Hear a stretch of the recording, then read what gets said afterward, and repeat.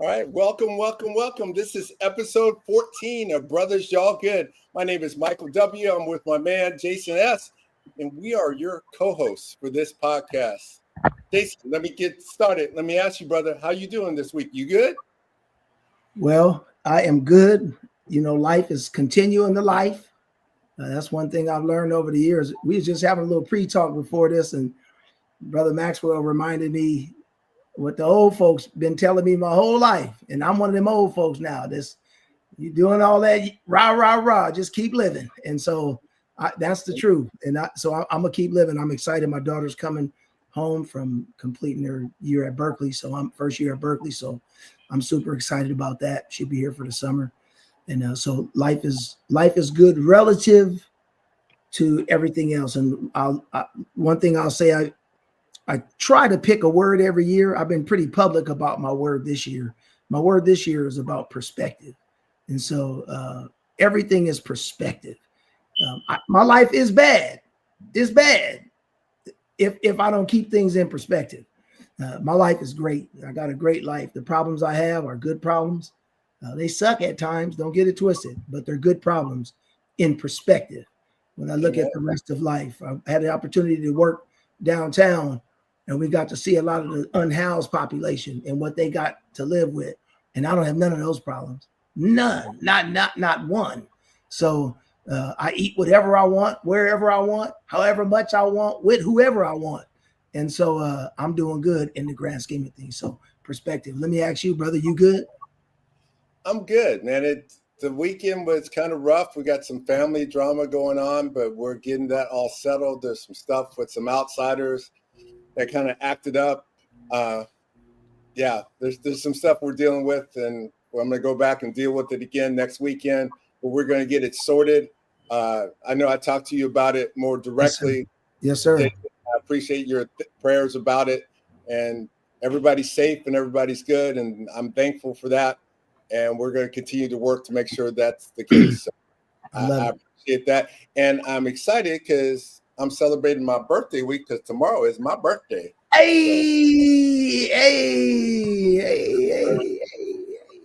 So it's all good. I'm good, man. But I'm really excited about tonight's episode as well, because when we first started about putting this podcast together at the end of last year, we were talking last night about the fact that, I had a list of people that I wanted from different groups and organizations.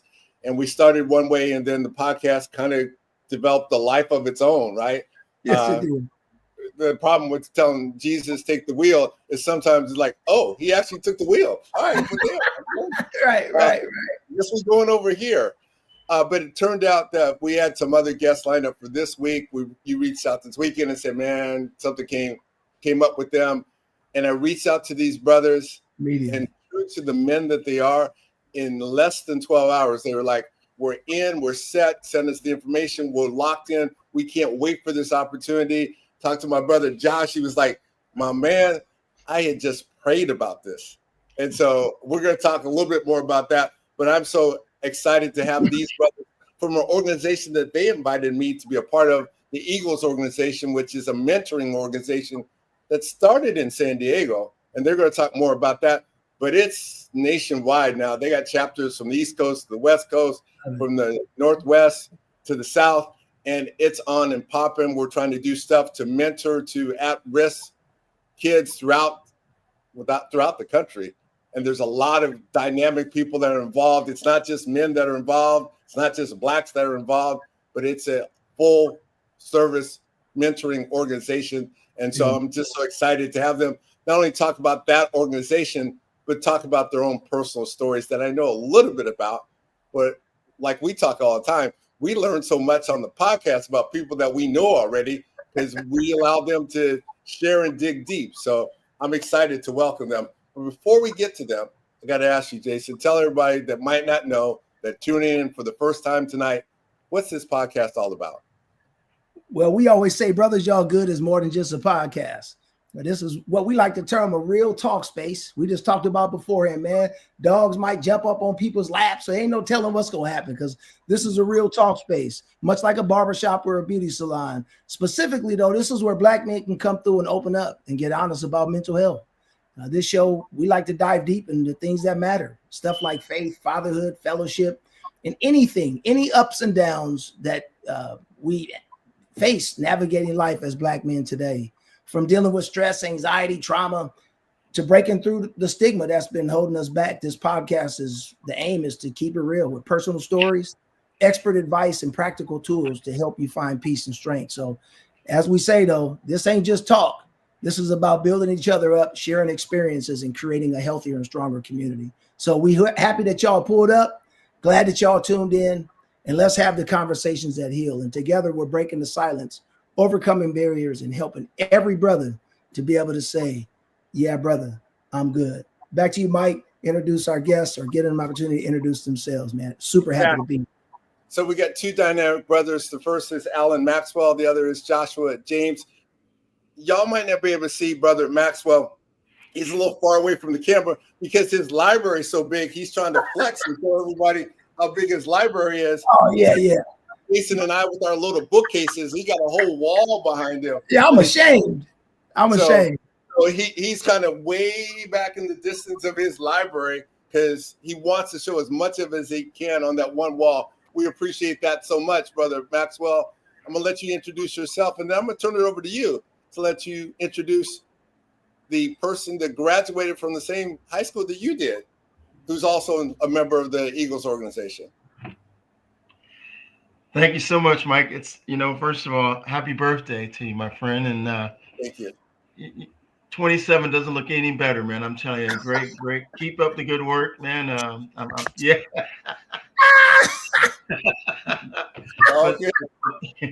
but thank you for this opportunity. Hooked up with Jason. Right. Yeah. It's great to be here. Thank you very much for this opportunity. I'm Alan Maxwell. I'm the president and CEO of Omni2 Max Corporation, also the vice president of the Eagles organization.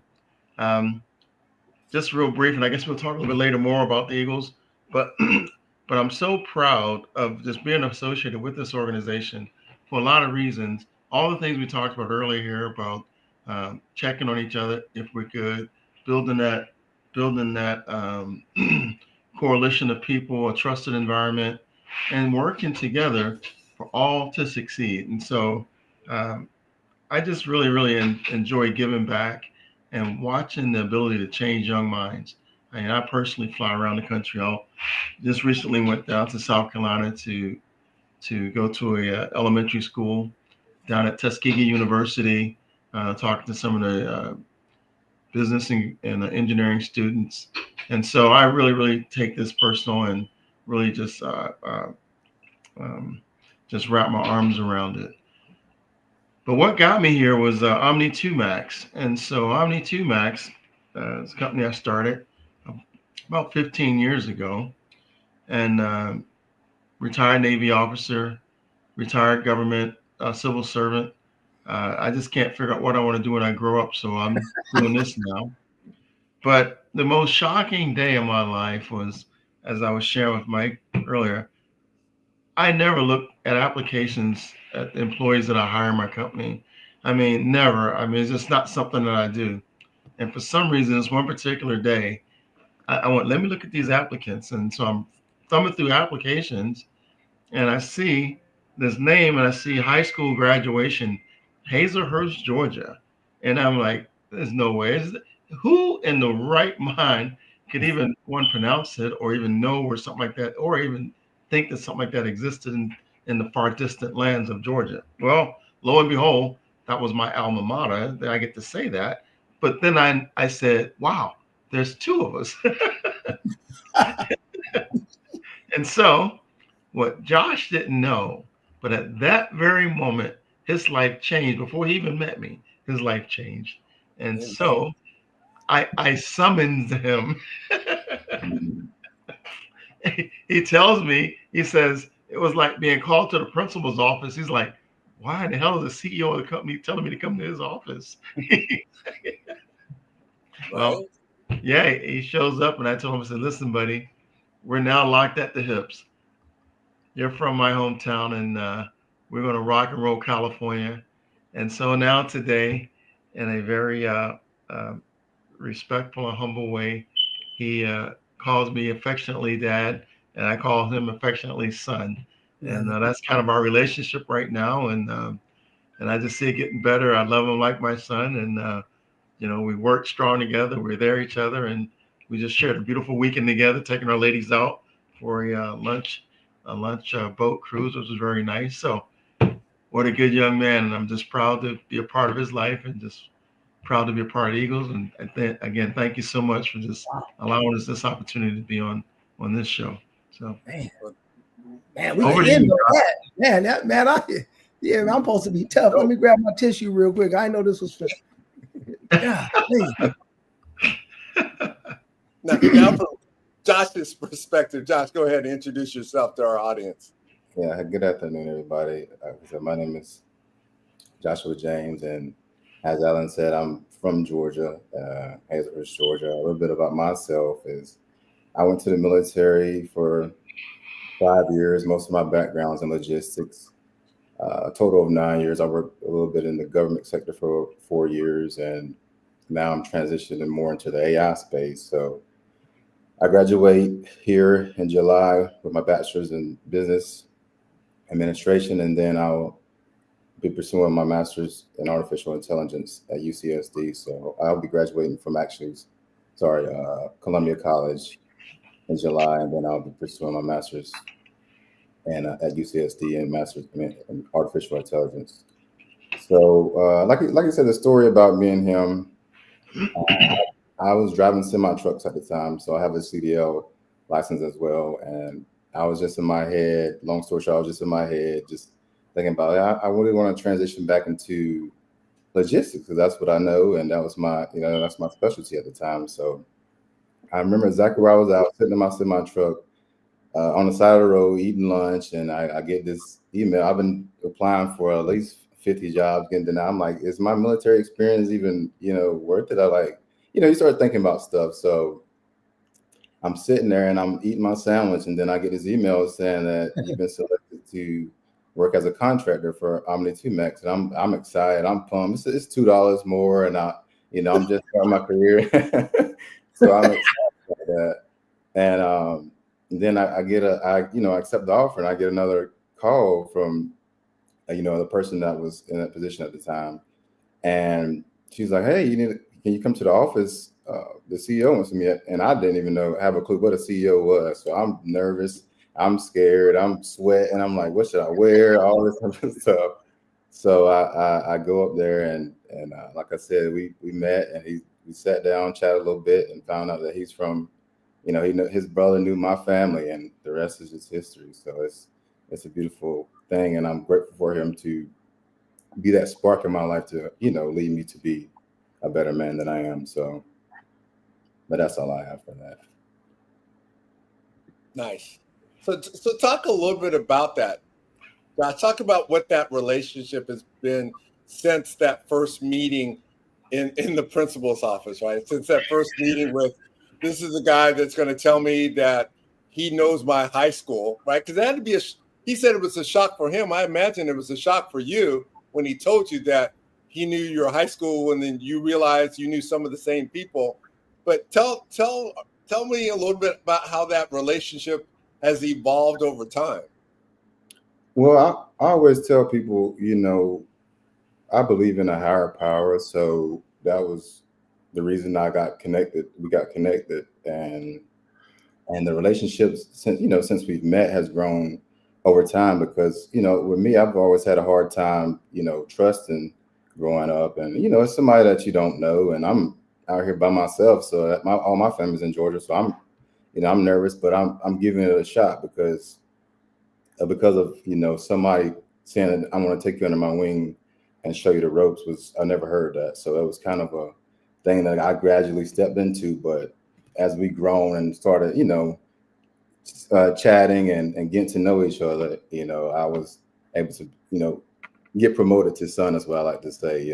But that it's been a great thing. I mean, it's life changing. I mean, I've learned so much from his perspective and about people and about emotional regulation, which I think is the most extremely important for men to to have that emotional regulation when you're navigating through the world. So I would just say over time, it's been a phenomenal relationship, and I believe that's the important thing as men that we should have with each other, you know, as brothers and things of that nature. So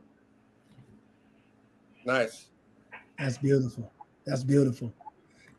How about for you, brother Maxwell? I mean, that, you know, it's a, yeah. What was that? What was that like for you? How you know, what did that? What does it mean to you to be able to be there like this for him?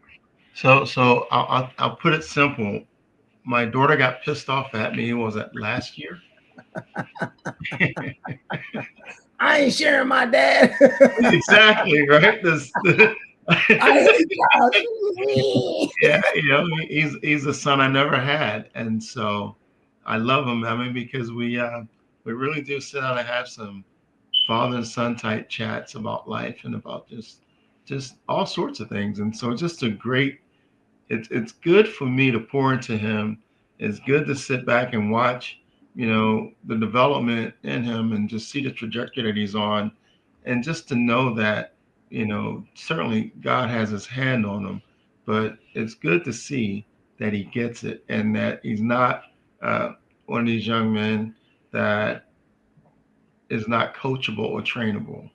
And it's not that my word is the end all be all, but the intellectual aspect of him has the ability to reason and use logical, or whatever it takes to say, hey, look, I hear you, pops.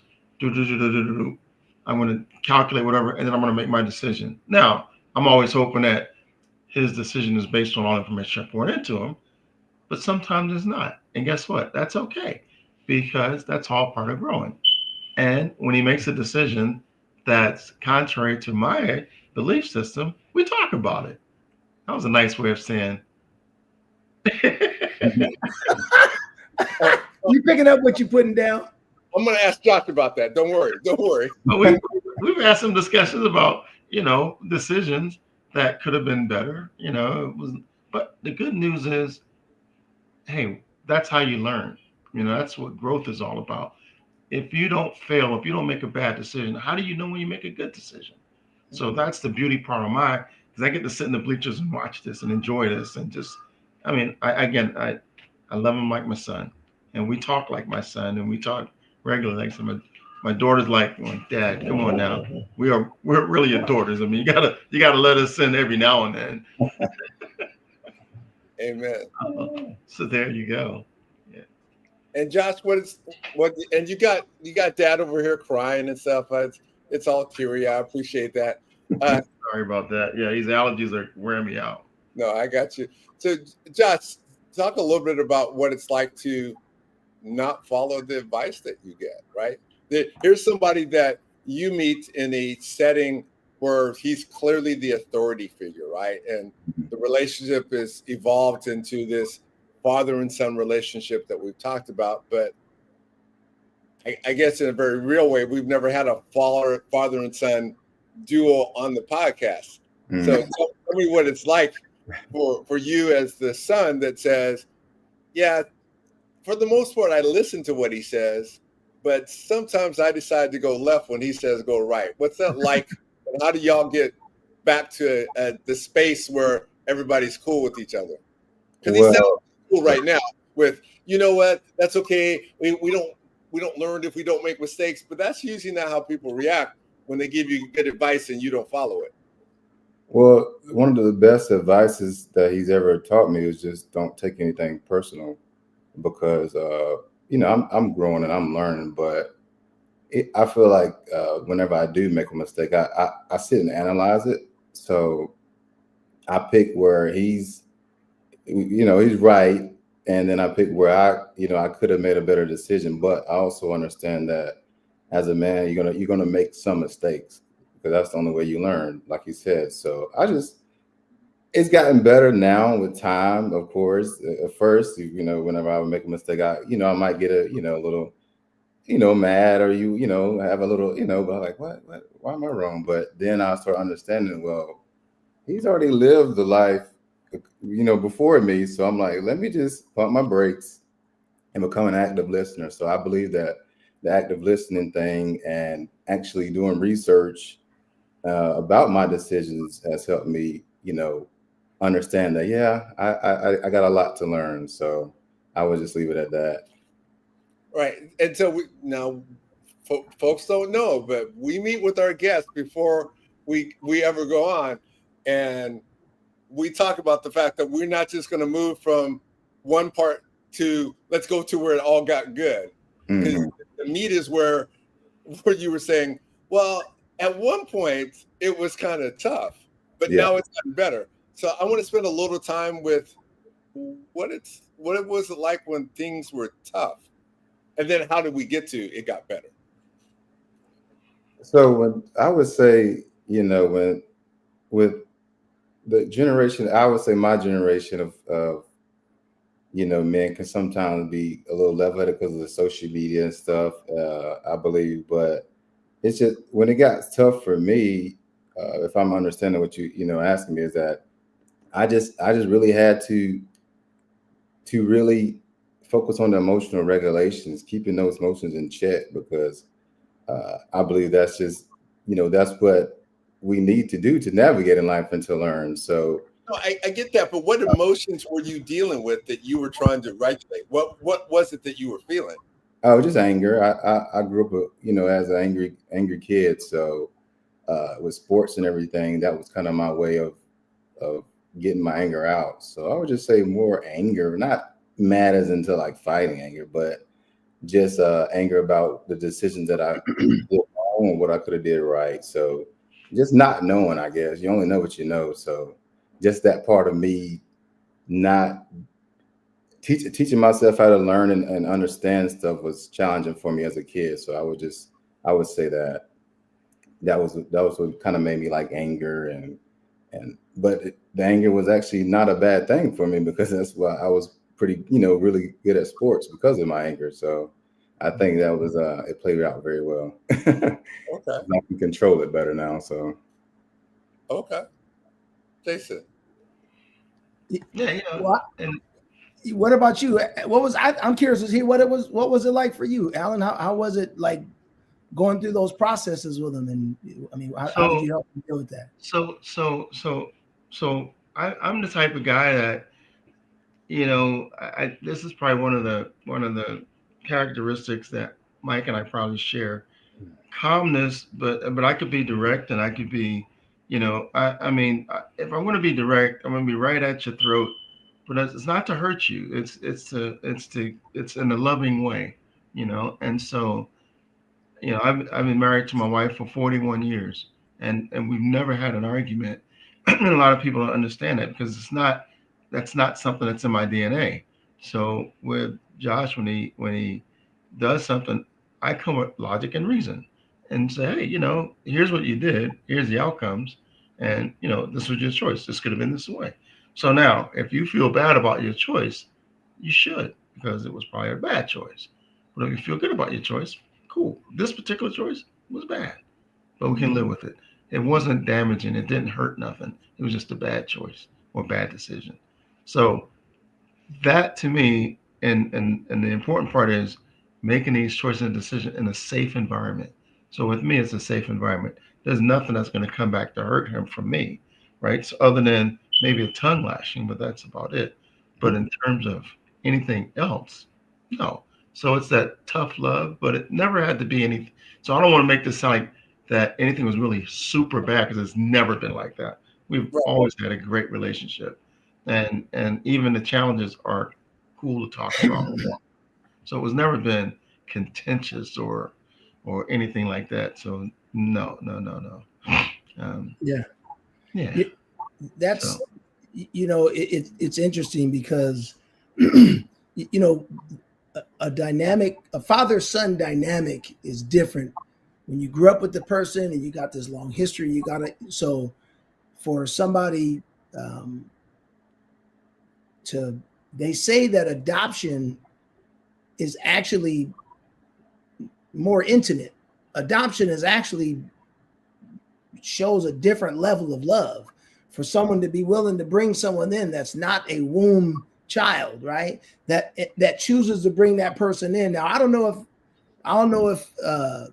if Josh has all the rights and responsibilities. I don't know if he got one of your credit cards in his pocket, like I know your daughters do, because I know my daughter's got one of mine in their pocket. But so he might not have that, you know, or maybe he does. But so that's a really cool form of love. What does that mean for you, Josh, that somebody of Alan's stature, you know, being in the position that he's in, being willing to take you in and treat you like a son? How has that affected you mentally and just in general? Talk a little bit about that.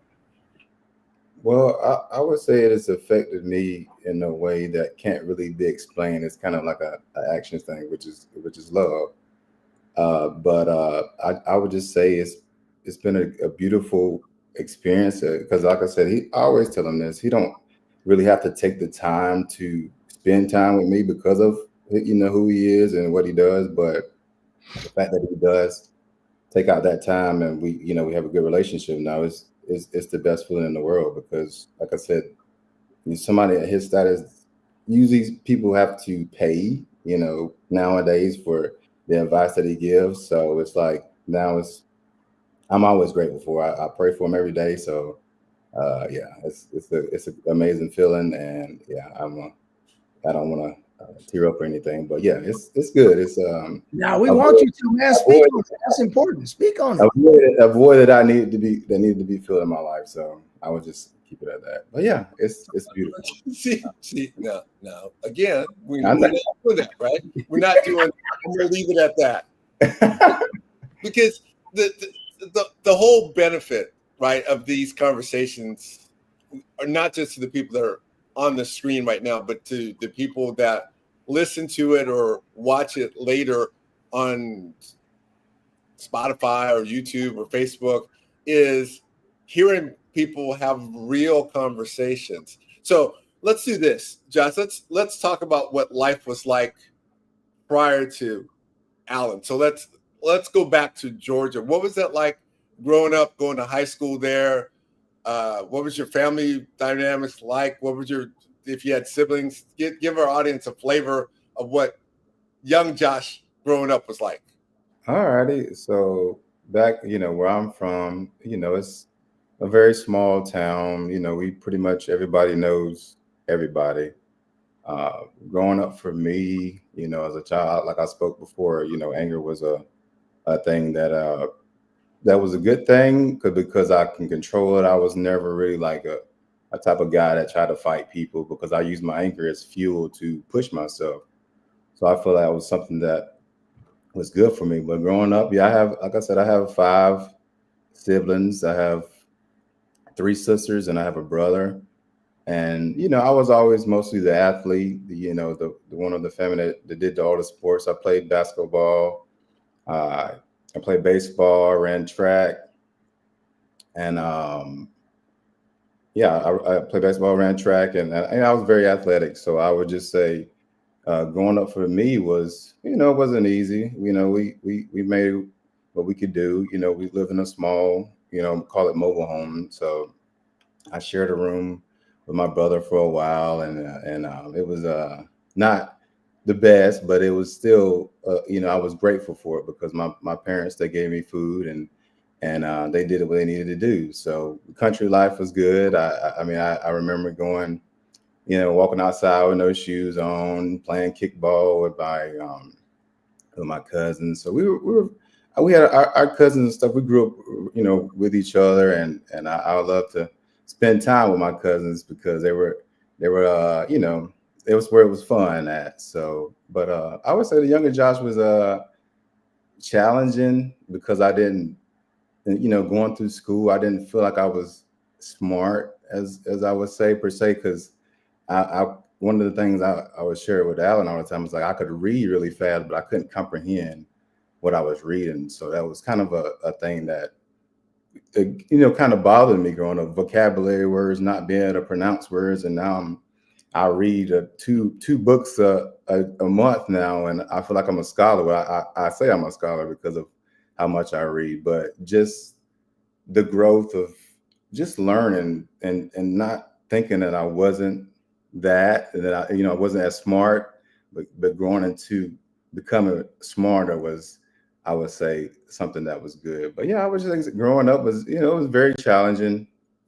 as far as perspective wise. But as I continue to, go through sports and you learn that my anger emotion wasn't a bad thing. Now that I see it now, it was just a way that drove me forward, and I just needed a way to get out of that town, because I was like, it's something bigger out in this world that I need to do. And I tell Ellen all the time is that when I always said I wanted to come to California. I didn't know how I was going to get there, but I knew I was going to go to California somehow in some way. And the Creator works how He works, and here I am, 6 years in California, living the dream. So I can't complain. Amen. Wow. Amen. I'm curious, Alan, what was it like? Like, what was it like? Have you ever mentored somebody before like this? Like, do you have anybody else that you felt called to the way that you feel called to Josh? And if so, or if not, regardless, what was it about him that made you commit? Because that's a huge commitment. I mean, to do what you're doing is a huge commitment, and it should not be taken lightly. That's a really big deal for somebody with the ability. Some people got a willingness to invest, but they really don't have the ability. They don't have the resources and the right, because what you're doing is not just, hey man, call me every once in a while, let me know what's happening, whatever. I mean, you all have created like a real biblical, you know what I'm saying, David and Jonathan type of relationship with each other. And what was that? Why did you do that? Why was Josh the person for that? So him and I always talk about, we live in a spiritual world. And so I'm sure we've all walked up to someone, never met them before. The moment you see them, you just dislike something about them. And so we joke about their demon spirit and your spirit collides. Therefore, they don't work. So prior to Josh, I was the mentee. My mentor, I called him Papa. He passed away 2 days before his 100th birthday. Oh, wow. Me and Papa was like this. I mean, thick as thieves. I mean, he was the father I never had. So it's like I dedicated my life to him. And it was so funny because Papa would say to me, he would say, son, you need to go home and be with your wife, because she's going to be fussing at you because you're spending all your time over here with me. I said, Papa, you don't understand. If I say to my wife, I'm with Papa, then there's all green lights down the street. There's Papa gets priority over everybody. So he really became like Amen. the father figure in our life. And when we moved into our new home, my wife was like, didn't want to invite anybody over and whatever the case may be. And so Papa came over one day and sitting out back, we were talking, and he said to her, he says, listen, daughter. He said, God blessed you to have this for you to show others that it's possible. Wow. So Papa died on my daughter's birthday. It was one of the saddest days of my life because I was trying to celebrate my daughter's birthday. I had to go down and identify his body. And I had a guy trying to break into his room all the same day. So when you're talking about an emotional day, that was an emotional day. So I get home. My daughter's boyfriend had parked her car in a weird way. I thought I could get by it and get into the driveway. I was in the Porsche. So I get into the driveway caddy corner. The corner of the driveway just touched the mirror and it just pops off. I park the car. I get out. I go upstairs and I just get in the bed. I mean, it's like I just gave up. I couldn't take no more. Right. So that same symbiotic relationship that I had with Papa, meeting Josh was like that connection. I can't explain it. Talking to him 10 minutes, the fact that my brother knows his entire family. I went to school with his cousin. Matter of fact, his cousin and I are very good friends, and we're very good friends to this day. And the moment she realized that Josh and I was together, he'll tell, I got a text. You better take care of my cousin. And I went back, and I will. So we're Amen. family. So and it's just that meant to be. Yeah. It's not something that exists. explain, but it was just, and it, nobody better not laugh. This was love at first sight. You know, What do you mean? right. And now you laugh. You didn't, yeah, you, but you know what though? And this is something But I I'm just think saying, yeah. Was I that? get it, but Yeah, I, yeah, I think we have to normalize the free expression of intimacy that has it's not sexual, it's not weird, it's nothing. It's it's man, I love this young brother, and I'm yeah. willing to do whatever I can to make sure that his life is better. You know what I'm saying? Like, and because to me, that's what real love is. So I think it's normal. What I want to say is, man, I think it's beautiful. People need to see that. There's men that's never heard another man say what for real, like, "Hey, man, I love you, man. I love you." Period. So I honor you for saying it. I wouldn't laugh at that at all. That's beautiful to me. And he, yeah, yeah. I lost my train of thought there just a second. No, well, let me ask you this, Alan, and maybe it'll come back to you. But one of the things that I've noticed, I was talking to my wife about it this past weekend, is how often the idea of death comes out in these podcasts. That how I don't think it's a topic that we often talk about, especially as Black men. But almost everybody that we've had on can relate to some significance of someone important in their life passing. For you, you just mentioned, we're only half hour in or so. Hey, this guy that was a mentor to me, was everything to me, right? He's the example of what I'm trying to be to Josh. He was to me. He passed away on my daughter's birthday. I brought the car home, parked it in the garage. Parked in the driveway, went upstairs and climbed in the bed. And so that's the part that we usually don't allow to be outward facing, right? That's all the stuff that we do quietly behind closed doors that we don't share. And I think there's real power in talking about that part also, because just like Jason was talking about the love we have when as men for each other, the loss of men that we love is powerful as well. And we often don't talk about that. So if you could just share a little bit about what that loss felt like for you and how you were able to get out of that darkness of what you felt losing somebody who had been around for so long a period of your life and it meant so much to you and your wife. So the part I'll get that. The part that I missed was Josh reminded me so much of myself. That was Mm. the other thing that really draws me. But the relationship I had with Papa was truly unbelievable. When I was at his service, and I love my mother more than anything on this planet, but I cried more at Papa's service than I've ever cried in my life. I could not stop the tears. I could not, because the impact it had on my life was so grand. For instances, in the church, because he was a senior deacon, and in the church there's this other guy that was a deacon but shouldn't have been even in the church.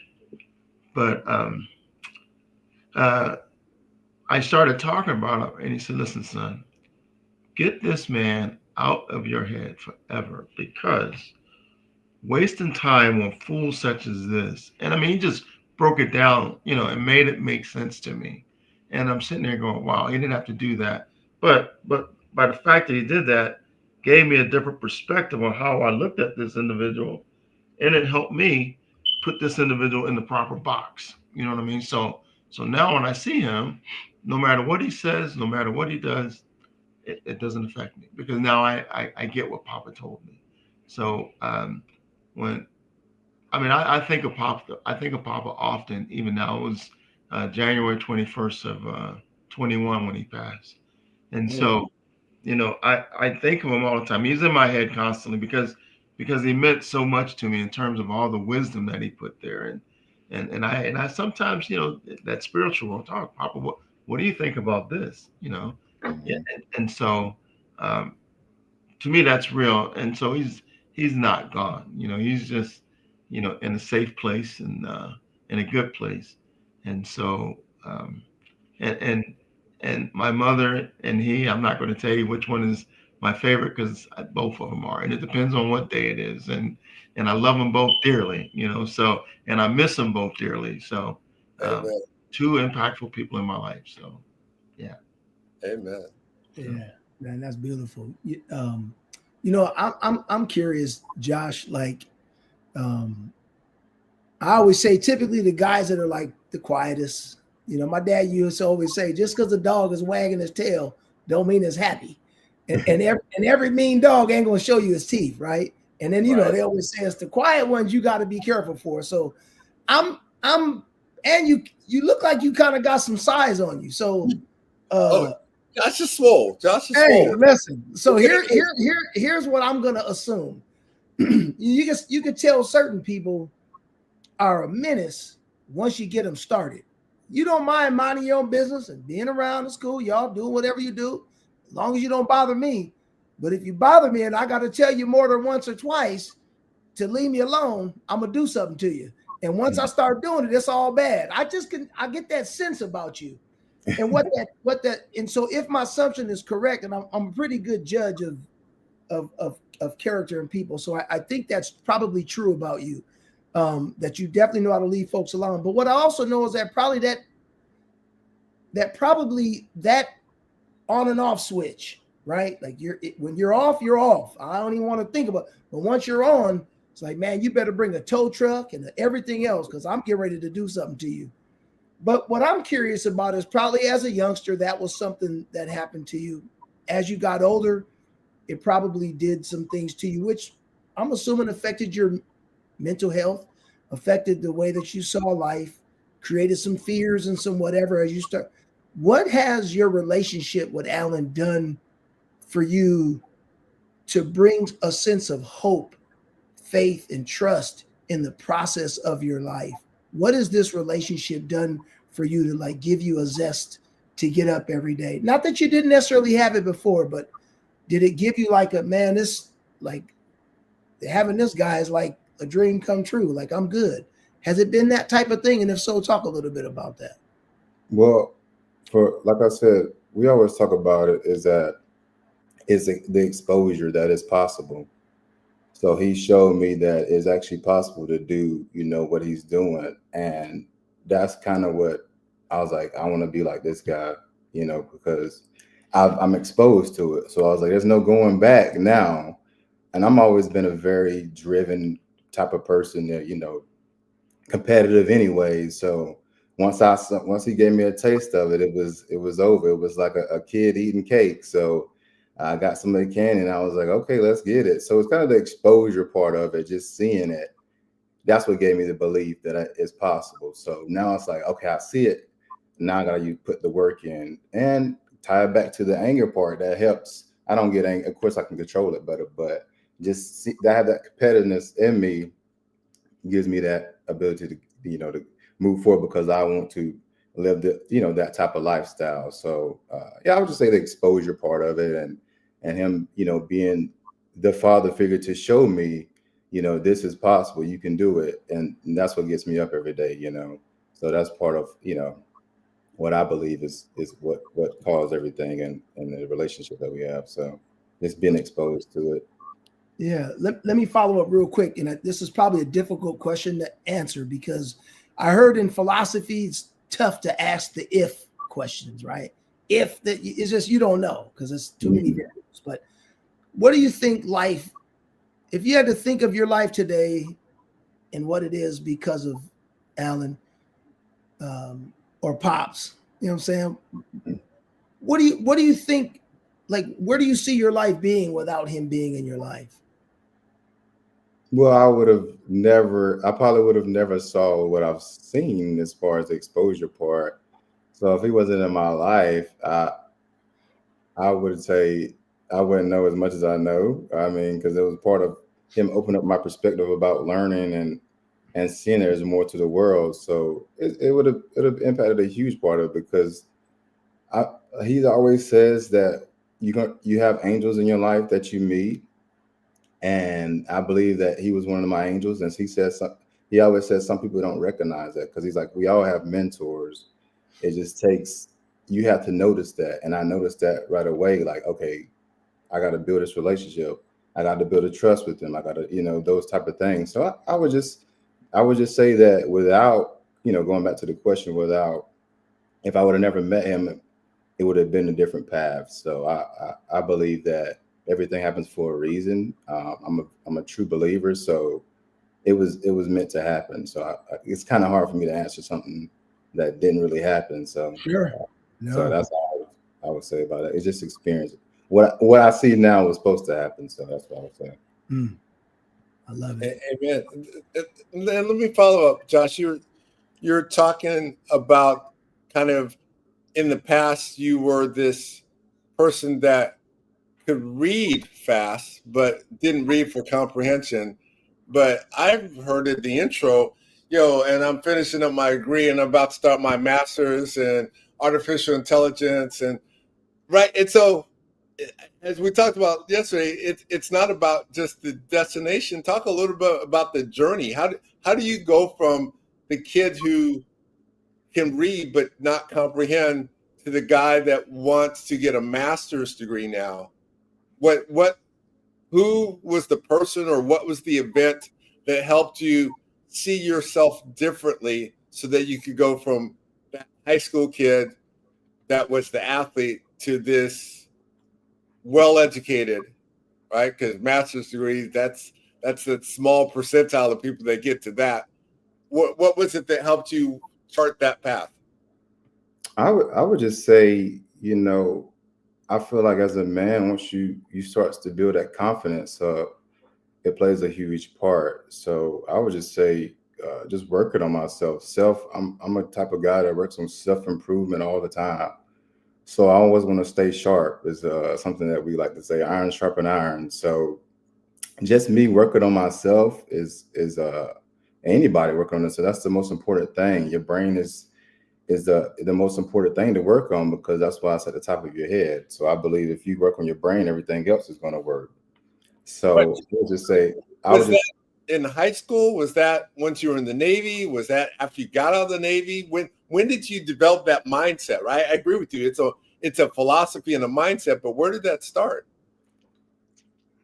I would say when I went to the military and I started meeting other people. That was part of it, getting exposed to different mindsets. Being observant was a big thing for me. I've always been a very observant person. So just watching people, if you watch people, you can learn a lot about them. Most people tell on themselves, but when you meet them. So that was kind of something that navigated me through, learning about stuff. I've always been a very quiet, like Jason was saying. I am a very quiet one, because I'm watching. So that was always a great tactical skill that I had growing up. So, right, and watch out for Jason, because he's observant too. So Hey, he's always watching. No, hey, hey, Josh is a sniper. Y'all keep playing. I'm the type that'll get. I get people like gathered together. Josh is the type be like, hey, young Josh, I need you to get up on the perch, man. I'm gonna bring, and you know what I mean. Josh is like, Yeah. Hey, man, I'm cool. So Mike, I have to correct you, because he wasn't quite eligible for the Navy, so he was just only in the Army.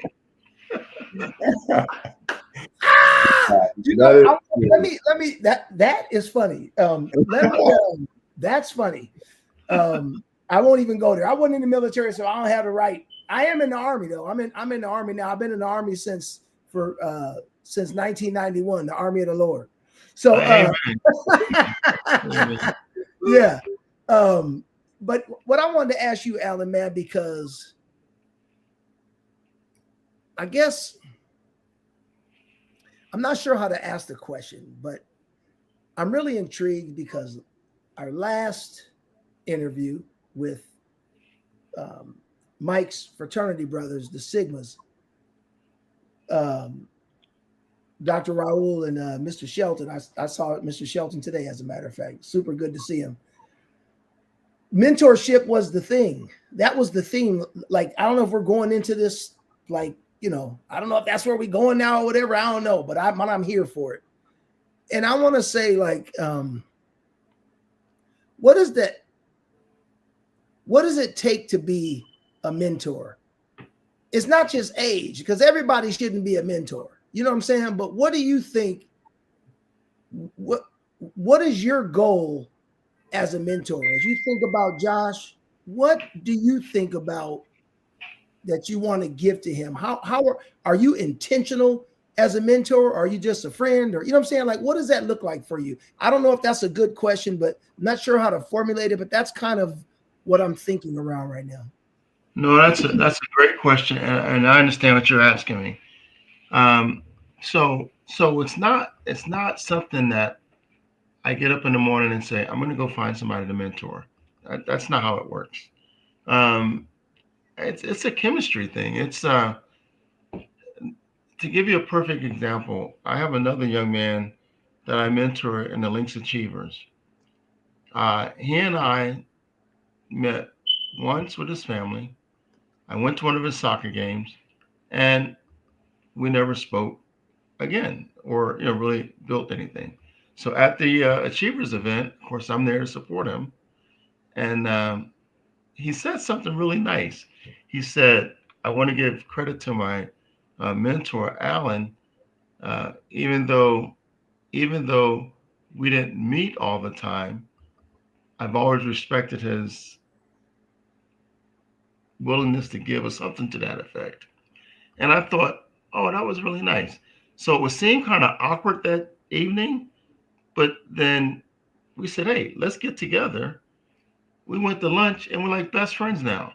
I'm gonna even let him take pictures in front of the porch and all that stuff for his high school prom. So it's what I'm saying is it's something that I don't force myself on anyone.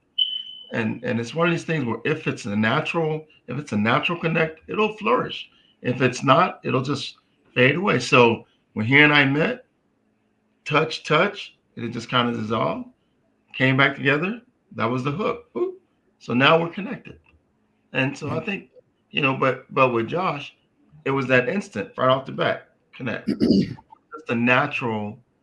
And then again, in Josh's case, because he graduated from the same high school, it became somewhat personal, but personal in my mind, but it can only be personal if he's receptive to it. And he was. And so now it's not personal anymore. Now it's chemistry with the personal desire to see him succeed, because that's my prayer, is to see him, succeed. He has a beautiful help meet right now. And I'm sure they're going to have a beautiful family. And I know he's going to be a good dad, and have some beautiful kids and someday grandkids. So that part just makes me just happy inside, knowing that just our connection, just that initial natural relationship between the two exchanged all of that, and the end result was his super success.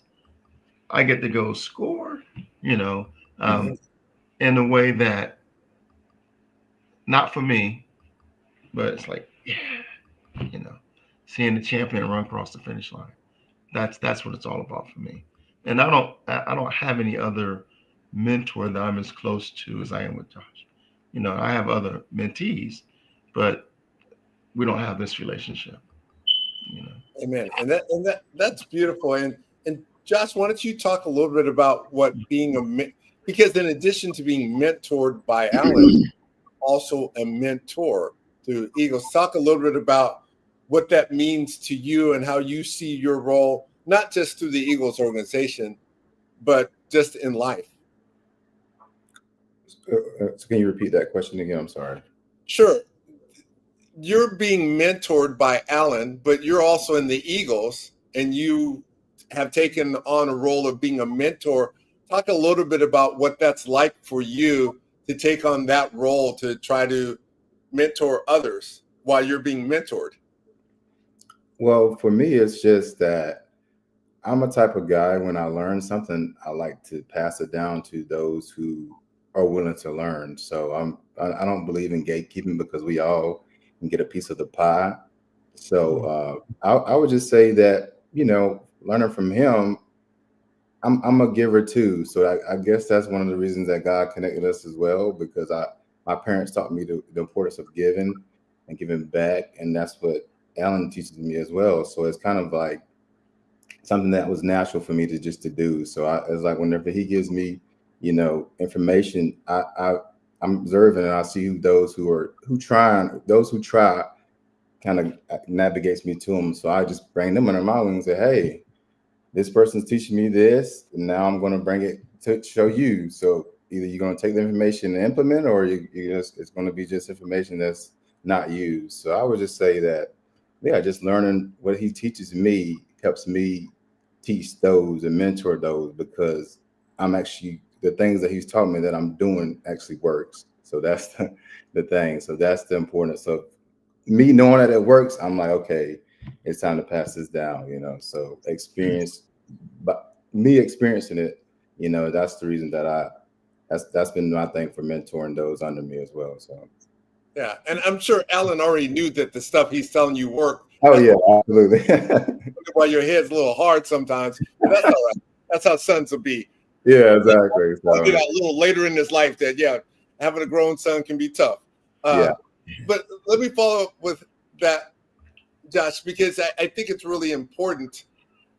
I was going to ask you what's the best piece of advice, but I won't spot like that. What's one piece of advice that you've received from Alan that you try to make sure that you share with people when you're mentoring them? That's a good one. He gives me a lot of advice that's very valuable. So the best advice I would say is being an active listener. That's something that I would say that's what worked for me. Listening to comprehend what's I'm trying to say. Listening to understand, not listening to speak, but to comprehend what the person's saying. So actually, that was one thing that I would say was some of the best advice that kind of helped me understand, what he taught me. So I would just say that, listen to understand what was being said. So. See, and I just asked you that because I wanted to see Alan's proud papa face back there, like, hey man, you beat me to it. I was like, look at him just standing there looking like a proud dad, like, yeah. I love it. Tell him what I told you. Tell him what I told you. Yeah, that's Put your chest down, Alan. You tripping, man. Put your chest down, man. Look, let me ask something real quick, man. And I got a question for you, Alan, in a second. But Josh, you have in your headline, mental fitness is key. Can you what does that mean? Where does that come from? Well, so I'm very, like I said, I love to learn. So I study neuroscience on my off time, YouTube, and learn about the brain. And one of my favorite things to say is mental fitness is the key, because it's just like working out. I love to work out, as I love to strengthen my mental, because I believe that, everything in life is perspective. So if you can work out your brain and your body, if you can work out your body, you can work out your brain, the same thing. So it's the most powerful thing on your body. That's why I believe it's closest to the sun. And if you have strong thoughts, and everything else is strengthened. So that's why I say that mental fitness is every day. We all go through stuff in life that's challenging, but understanding how our brain works is everything. And how when you have a negative thought, you can replace it with a positive thought. So it's always that constant friction that I believe is the mental fitness. So callousing your brain for adversity and opposition, so you're prepared for it. So that's kind of what my mental fitness is for me. It's every day, just training the brain to be strong. So wow, that's dope. That reminded me, when you were talking about training your brain, it triggered something in my brain to ask you. I have two questions for you, Alan. The one is, I want to go back. Mike teased me earlier about, but I want to. I want to go back to something you said earlier. You know what I'm saying? And it was about, you've been with your wife 40 years. or 41 years. You say 41 years? 41. 41 years, and y'all ain't never had no argument. Now, I wish she was sitting next to you right now, because one thing I can go get her. I can go get her. Don't ruin my joke. Don't ruin my Okay. joke. Don't ruin my joke. They say if you ever want to hear a preacher, ever want to see if a preacher is lying, look at his wife while he's talking. You know what I mean? No, but I want to know, one, what is the key to that, for one, because that's very unusual, for one. And then I want to ask you about the Eagles organization, for two. So if you could just maybe briefly talk about, how do you not, because one of the brothers that's watching right now, Alonzo, he's actually, shout out to my bro Alonzo, about to graduate. He just turned in his last paper. He's graduating from UC Berkeley, political science. Yeah. If the Lord say the same, he's going to be a lawyer. I believe God is calling him to something else, but we're going to walk with him until he gets wherever he's going. That's right. He's about to get married. And so I would love for you to, what is that like, to not argue with your wife? So I'm gonna give you the back end of the answer first, and then I'm going to explain it. So I went in Connecticut. My wife's grandfather was a pastor, and every time I was around him, he and I would always walk off, and we might stand for a minute, might be 5 minutes, maybe 10 minutes before he would say something.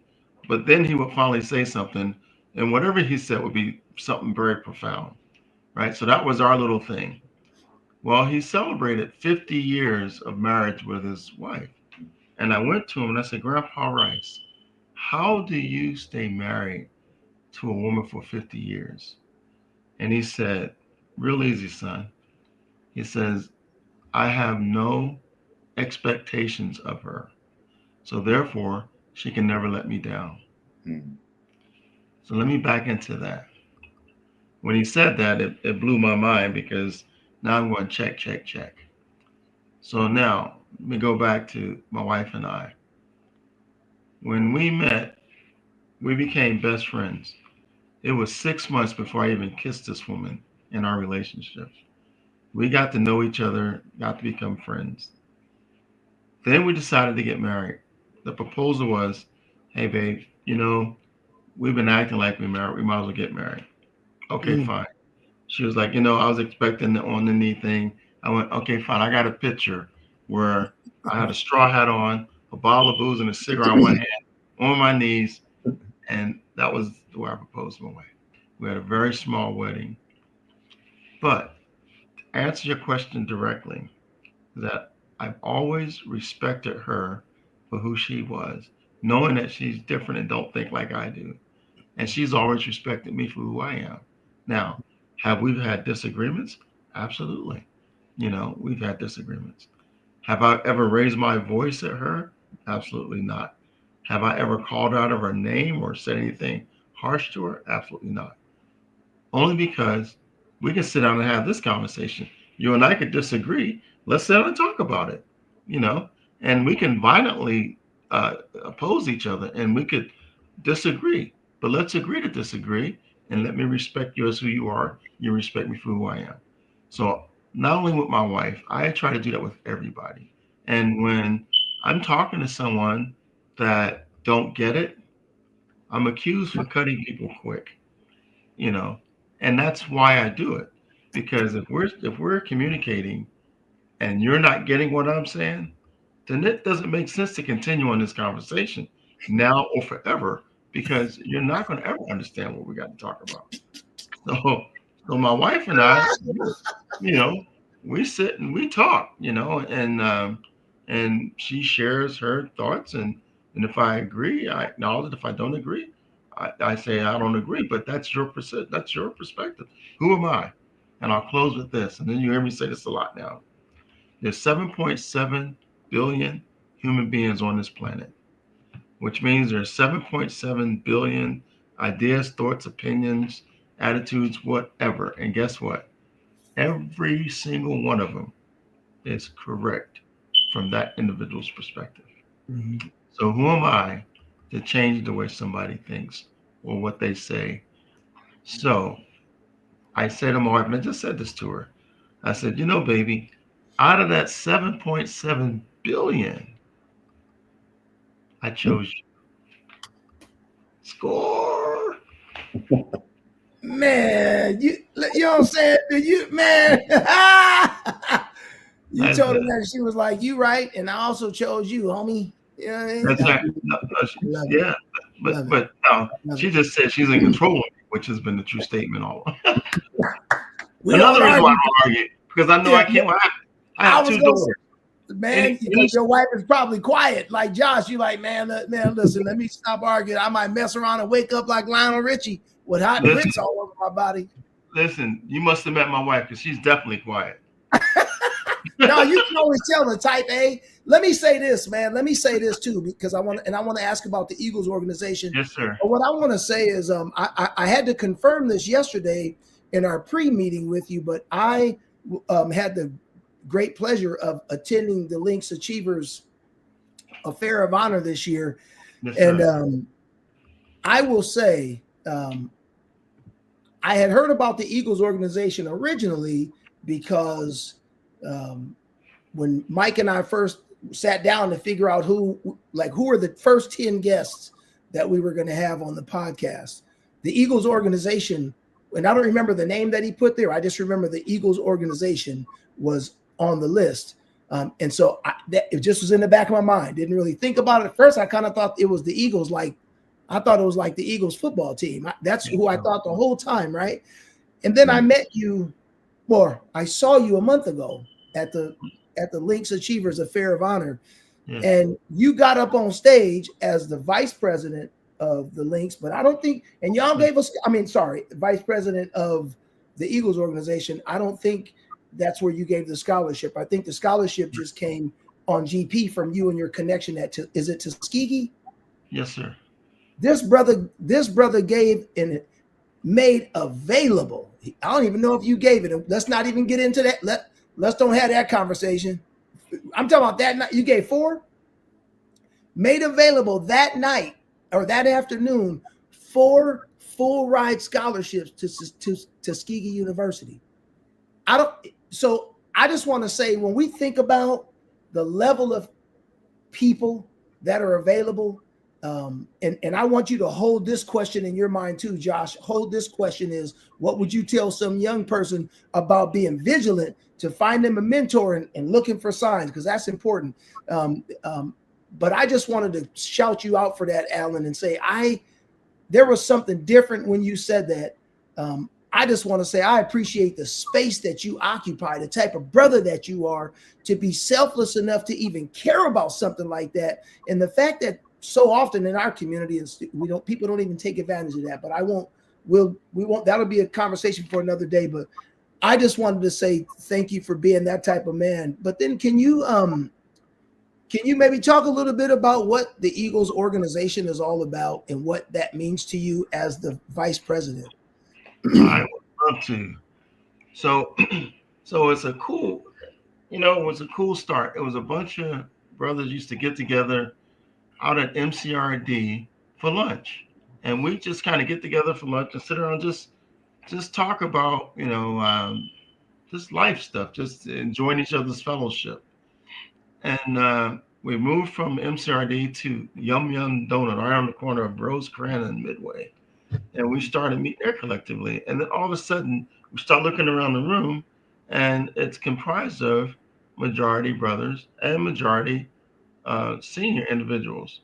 Myself at the time, I was in the, no, I guess I was already in the company, but I was, retired at 15 out of the government.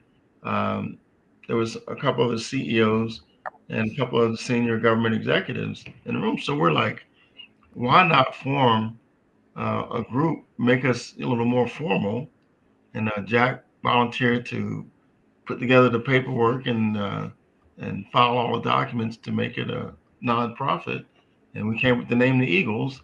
And the thought was, here we were all successful. My current vice president down in Alabama is personally responsible for bringing in over 100 individuals into the federal government through this little town in Bruton, Alabama. Him and his wife, little STEM program, but he uses connections at Tuskegee to get these guys into Tuskegee and then into the federal government. Today, a lot of these guys are PhDs, SCSs, senior government executives. The Eagles, when we started talking about mentoring, we started going to colleges like SDSU. Our target initially was to catch kids in college, not to be their parents, not to derail them, but to help them double check to make sure that the majors that they were going after was truly the majors. We know for a fact that every kid that go to college changed their majors at least 2 or 3 times. So what you see in the industry today is a lot of kids, want to get a kinesiology degree. I don't know what the attraction is for that degree. Most Everyone time, wants to most time sports. athletes. Yeah, everybody wants right. But, becoming a professional trainer is like becoming a professional athlete. You got those kind of odds stacked against you. So, and there's nothing wrong with it. But what we try to let these kids know is that just because you have a kinesiology degree and you get out of college and you can't find a job, it doesn't mean you failed. You've already proven to society that you're trainable. You went through 4 years of education and you succeeded. That tells me you could do anything. So maybe your degree is in kinesiology, but you can go run a business. Maybe you could learn something technical. Maybe you can do other things. So we try to be there to give them that next little bit of push. One of the things that I did um, was a young lady at SDSU, incredible talents. Wanted to just put together maybe 4 or 5 backpacks to give to some kids that was underprivileged up in LA. She was from LA. So what did we do? The Eagles. I got involved. We did over 150 backpacks, stuffed them full. Made shirts for everybody, big banners. I mean, we just blew her up. And she got this big award at SCSU for being like the entrepreneur of the year or the kid. So that's the part that I enjoy with the Eagles is that, to be that catalyst. What we strive to do is one, be a role model. We try to set the examples. We could stand where we stand to say, you know, I came from North Philadelphia, the harshest environment in Philadelphia, probably in the world. I mean, it starts with SH, is what they call it.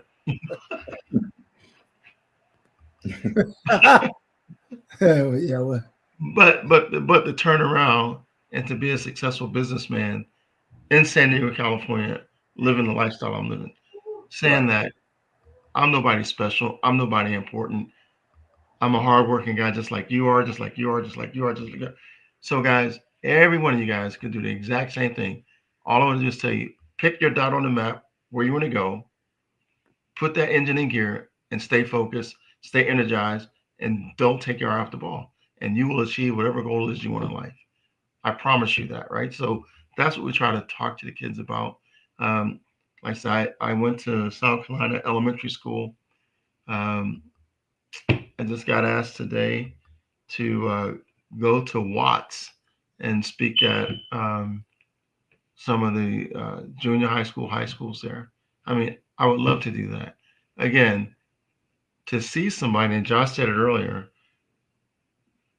when we want to become something, we always think it's impossible because we're not there until we go on that journey. And then once we achieve it, then we realize it is possible.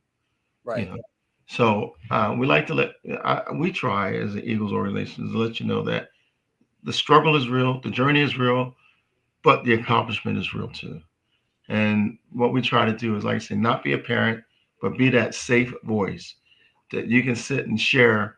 You're going through struggles, you got peer pressure, you're not doing well in school, or you're not focused, or whatever the case may be. I got girl problems. I mean, we've had young men come to us seriously and call the OGs together and said, look, I have an older lady that I'm in love with, got 6 kids, and she wants me to marry. He's 20, she's 40.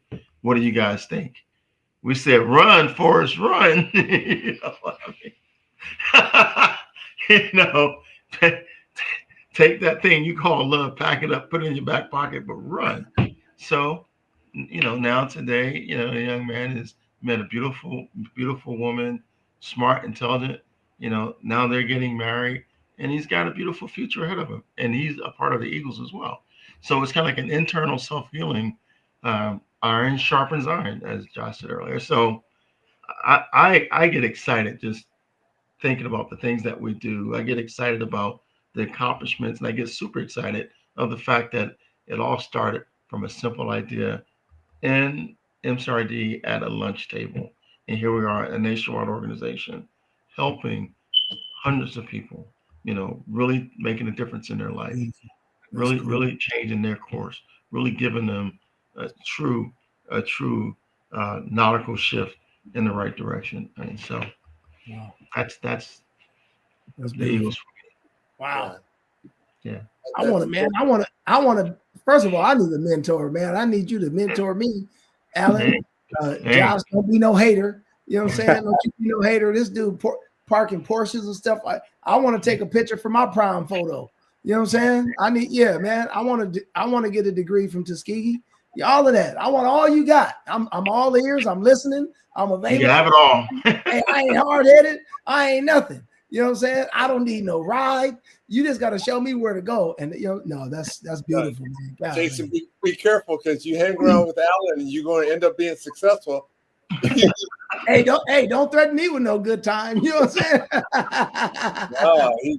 He's gonna work his stuff on you. You'd be like, whatever happened to Jason at the fire service? Well, he's got his own fire service company now. Right, exactly, right. He employs 100 people, and he's on right. He's gonna be that dude.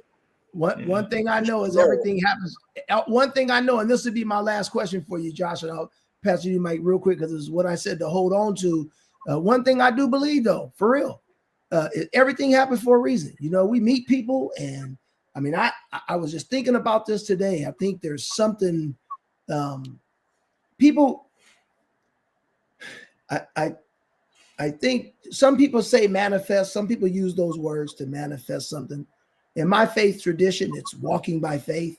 And when you walk by faith, you think about certain things. You connect your mind. It's kind of like a car that you never really knew you liked. It's always been on the road. It's been on the road forever, but you didn't notice it until you identified that you liked it. And there's nothing magical about that. It just typically we'll find the things that we're looking for. That's just the way it is. Somebody says, if you go to a company and you want to find the people that are causing problems, just look for them. You'll find them. If you want all the successful people and that's what you're focused on, you'll look for them and you'll find them. They're there. They ain't hard to find. So I want to ask you, Josh, just, man, as you're thinking about some youngster, and I say youngster, how old were you when you met Alan? How old were you at the time? I believe 24, 23. So I'm 28. So I'll say 23. So that's a prime age. What would you say to somebody that's 20? Let's say 20, or 18 for that matter, 16. But what would you say to somebody who's willing to, or what would you say to somebody about the power of a mentor and how to notice or recognize one or whatever? I don't know if that's something that you can do, but you now, as somebody that's with the Eagles organization that is an actual mentor, what are some things that you can say to somebody young to be able to catch somebody like you or someone like Alan or Jack or one of the other Eagles, to be able to, I don't want to say catch their attention, because that's not, but just because I don't know how else to ask it, to catch their attention. How would you tell some young person to be intentional about looking for a mentor? I would just say be yourself and be genuine. Be who you are, because if you're genuine with yourself, you're going to gravitate to that person, because I believe everything's about frequency. So if you thinking positive, like you said, pointing out the good people, the ones that's successful and the ones that's bad, if you observe it and you believe in higher frequency and positivity, you would go for that. So I would just tell them the importance of building relationships. That's the key to success, is building the relationships. I had to build, we had to build our relationship, and it took time. I would just tell them patience, being observant, and having that faith at the same time is the way that you distinguish it. And the observant was always with me, looking at a person and seeing, like, I like those things about them, actually, critiquing what they do and watching everything that they do. And actually, the character was what I defined, how they treat people. Uh, Alan, you would never know his success until he tells you, because he treats people like, he treats people like they should be treated. So treat others how you want to be treated would be the thing I would say is one of my favorite characteristics about him. So I would just teach them to, be kind to people and don't let success get to your head, because you're still a human at the end of the day, and you're not better than the next person. That person just has experience. So I would just share that with the younger person, just the importance of relationships and being observant. So, and having faith. That's really good. I that's really well said. Alan, I want to give you a moment, because we joke sometimes about finding out stuff about people that we know that we didn't ever know, and it wasn't until you agreed to be a guest on the podcast that I learned that you were a best-selling author with a book that's available on Amazon that sold gobs of copies, right? It's doing good business. And so I want to give you just an opportunity to share with people who might have listened to you talk tonight. Certainly, Brother Alonzo is listening, can't get enough of you. And I know there's other people that feel the same way. The book gives them the way to reach you a little bit, because you share a little bit about your story in your life, but talk a little bit about what caused you to write the book and what your goal was in writing it. Great. Yeah. So, but I was sitting there when you're talking, Josh. I do want to make sure that when I talk about Josh as my son, I have two daughters that are like my queens as well. And so if I tonight was on this podcast and didn't talk about them, I would probably not be the man ever again, because I'd probably get some things ripped apart. And anyway, Well, I was going to let you get off without talking about them, because that's how I first met you, when your daughter had to graduate law school. And I had a friend that was graduating law school. And that's when we first sat together and talked, and we really got to chop it up. You gave me your business cards and said, hey, stay in touch. And that was one of those moments that God ordains and put us next to each other, not knowing each other, and shared. So I wasn't going to let you get away without talking with pride about your daughters. But feel free to talk about your daughters first, and then talk about the book, or vice versa. But we'll get it all in. So it's interesting, because one, I never in my life dreamed of writing a book, and I was never even an ambition of mine. It was never even something I wanted to do. But I've had an interesting life, and I don't know if most people assess what they're doing, or record in their mind what they're doing, or the things that they go through, or do they analyze or draw from. But I do. So and so, for instances, I've always been an analytical person, even as a kid. When my family left Philadelphia and went to Georgia, my sister and I laugh about it today, because we say we're 11 and 12-year-old kids that were planning our exit strategy on how we were going to get the heck out of Georgia as soon as it was available. And we did. I mean, I graduated at Hazel Rose High School on a Friday. Wednesday, I was gone, never to return. But the whole time I was there, I'm so glad I had that experience, because I learned so much, and I didn't know how much I was learning. I got caught up on the racism and the societal stuff that didn't make sense to me. I didn't understand racism. I didn't understand this inferior superiority type mentality, or this absurditude, all that stuff. I didn't get it, but I knew that I couldn't change it. So I said, well, I know it. I don't like it. I can't change it. Therefore, I have to leave. And that's what I did. Joined the Navy with the chip on my shoulder from Philly. joined the Navy with the confusion about racism. I joined the Navy in 1977, so the Navy didn't become integrated until 1970, which there was still a lot of that stuff going on. So now my grandmother prepared me to deal with some of the things that I had to deal with. We fast forward, um, took advice from my brother who was saying, man, the Navy's junk. Don't put no energy into it. Party hard and get out in 4 years. My first 4 years, that's what I did until I found my mentor. And he kind of found me, smacked me around mentally, and kind of made me start believing in myself. But I wasn't quite converted yet. I still had some issues and got involved in some nefarious things. Met and married this woman all within 30 months.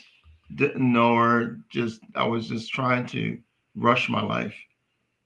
But then God put my current wife in my life, who changed my life, who changed my trajectory, who now the things that we developed together was almost like a storybook romance kind of a thing.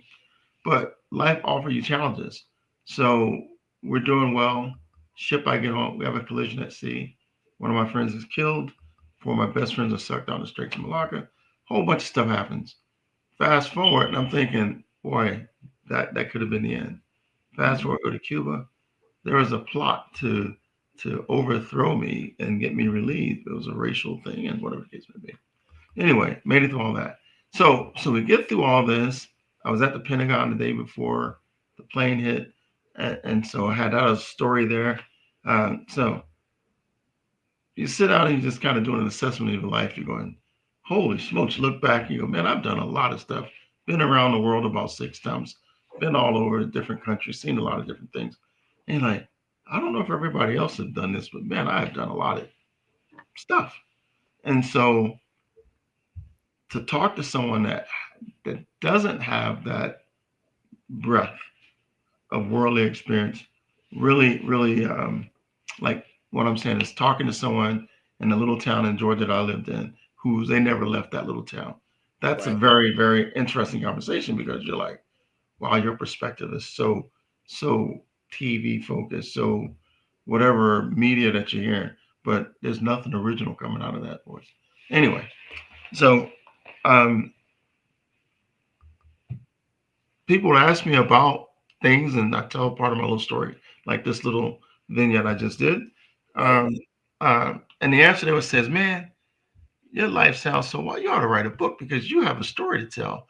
The things that you've gone through could probably help other people." And I'm thinking, I don't see how. You know, this crap was painful. That was painful.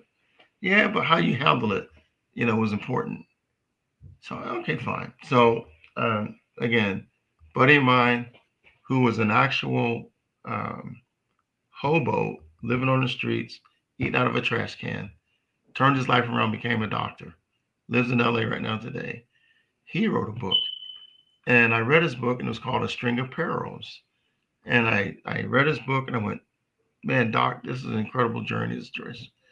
So I said, maybe I ought to write a book. So I said, let me find a person that you use. Well, the lady told me, says, I can't help you because whatever their issues was. So that just shut me down. I went, see, I know I can write a book. I'm good. So guy comes in my office and he says, he doesn't want to do some CEO training. So we took the talk, whatever. Finally goes, Alan, he goes, the services I have to offer, you're a little bit more advanced than what I can offer. So therefore, not much I could do for you. It was a great meeting you, but you ought to write a book. And I'm like, okay, that's fine. He goes, but I want you to call this person. And he gave me this lady's name, Kim O'Hara. She's up in LA. She's a book coach. And so I call Kim, and Kim's like, okay, let me tell you about me. And I'm thinking, oh, okay, here we go. She said, I don't care who you are. I don't care what your schedule is. I'm a book coach. You get 12 weeks. We write a chapter per week for X amount of dollars. Book will be done, sealed, and have a nice life. But I'm telling you now, I'm not taking any excuses for missing meetings. I don't care if you travel. I mean, I think in her past life, she was truly the best drill sergeant on the planet, because that woman stayed in my case. She did not let up. So I diligently, pounded out my assignments every week. Well, it was interesting. The book wasn't named. I just started pounding everything out. Then now we're doing the reviews and we're starting to read it. They're starting to read it. And she says, Alan, this is an incredible. First of all, it was about only been 12 chapters. She says, there's no way this could be 12 chapters. You have got too much stuff in your life going on. So I think right now it's like 29 chapters. And then it's like, I like James Patterson's style of writing. So I kind of wanted to favor that a little bit, have short chapters, but transitional chapters that kind of tell multiple stories and just kind of give you the visual in your head. Anyway, all that stuff, when you're reading your story, none of it becomes real until you actually read it in print. Then you sit back and go, wow, did I really do that? And then it's like, oh, who can this help? Why? So how did you do all this? You had to have some kind of order that you followed. I said, well, yeah, in my mind, I had rules that I have rules. Well, let's list those rules. I got 15 rules in my book. And those truly are the rules that I live by in my life. And so throughout my book, I show you how I apply the rules in the different situations. And the book is written for everyone. It's written for young, old, college students, uh, uh, senior CEOs. Now, just to talk a little bit about the cover, not just the fancy cover. You're on a bow of a ship. You're the master of your craft. Life is the water. We're on unstable grounds, and life is a maze.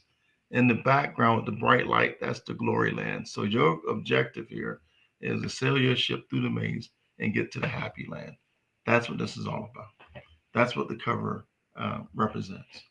So my belief, my personal belief, is that everything that we do in life, there's a system involved in it. There's a process and there's a system. The sooner you can understand whatever system, that environment that you're in, the better you can navigate it, the better you can take advantage of it or do whatever you need to do with it. But once you understand it, then you can move in it. What I think in life is people go through life not recognizing the system or go against the system and don't understand the consequences associated with the system. The system is powerful. No one is exonerated. No one. I don't care who you are, how much money you have, how powerful you think you are. The system will bring you to your knees if you don't apply yourself properly. Man. So much to the point, Saddam Hussein and all these world leaders, they take them out because they didn't abide by the system. So it is there. It's real. So I think the sooner you understand it, it helps you navigate life tremendously. So the book came about, I guess it was just a meant to be. I've been asked to write another one. I have it in my head, but I don't have it in my heart. So I don't know. Maybe I will, maybe I won't. I don't know. Yeah, man. Yeah. Well, that's amazing. And I'm gonna buy the book. I'm committed to a couple other books right now, but I'm gonna buy the book just out of support, and then I'm gonna read the book, and then maybe we'll have you back to talk about the book or something. But I just want to say how grateful I am that you men took the time to be here. This episode certainly, it's just funny. It goes in the direction it's supposed to go in, and I've learned just to let things happen the way they're supposed to happen, and they will work out. There's just something the scripture says the steps of a righteous man are ordered by God. And so Amen. I just show up and walk. And sometimes I ain't, don't get me lying, but I just want to say thank you to both of you for being willing to be here and take your time on a Tuesday night to spend and talk. Thank you for what you brought in terms of value to the discussion. We really appreciate that. Looking forward to getting to know you all more, know more about the Eagles organization. And I'm just curious if each one of you just briefly, like in one breath, can just give a final kind of thought to somebody. And one, for you, Alan, if you could talk to a mentee, tell a mentee, not Josh, but somebody from a mentor's perspective, tell that mentee something about the power of a mentor, of having and then Josh, if you can, from the power of the mentee, talk to the mentors real quickly about the power of a mentor. Just in one final thought, your perspective to each prospective audience, and I'll turn it over to Mike for closing. It's real easy. If you want to accomplish your goals, find you someone that has drove that path, understand that path, that doesn't have a dog in the fight, but only your best interest to help guide you, coach you, and show you, but not do the work for you, to help you get to where you want to go. That would be my advice to a mentee. But you got to have someone that you trust and someone you got to believe in, and you got to follow the rules. It can't be I'm doing this just because. No, you got to have it in your heart. It's got to be a true deal if you truly want to accomplish your lifelong dreams. Beautiful. How about you, Josh? And I would just say, for as a mentee's perspective, is to throw your ego out the door, because you don't know it all. And there's a lot for you to learn. There's a lot for me to learn as well, but always be open to learn. And like you said, look for that person that you want to become in the future, and find that person as well. So I'll just say, just toss the ego and be willing to learn. That's how you win in life, because life is a school. So it's all about learning. So that's what I would say. Thank you. Advice to them. I appreciate that. Thank you. Turn it over to you, Mike, to close us out. Yeah, and Jason, I'm kind of with you, right? We've gone into this process with this podcast and agreed to be obedient in the way that we'll let God take the helm of the ship, to use Alan's analogy, and guide us along the way. And it's remarkable to be a witness on that journey, because this is our 14th episode, and it's been unlike any other that we've had so far, because what the two of you have been able to do, and I appreciate you both so much, even more than I did before you accepted the invitation to come on the podcast. And I loved you both before that. But to see the love that you guys have for each other as men, to share what that relationship looks like, feels like, impacts each of your lives, is a great example and testimony to others on what's possible. And hopefully, my goal is that this podcast is used by others in the way that benefits them. And my hope is some people see that and decide that, wow, I see myself more like Alan, and I need to find my Joshua out there. Because I agree exactly with what Jason said. We tend to find what we're looking for.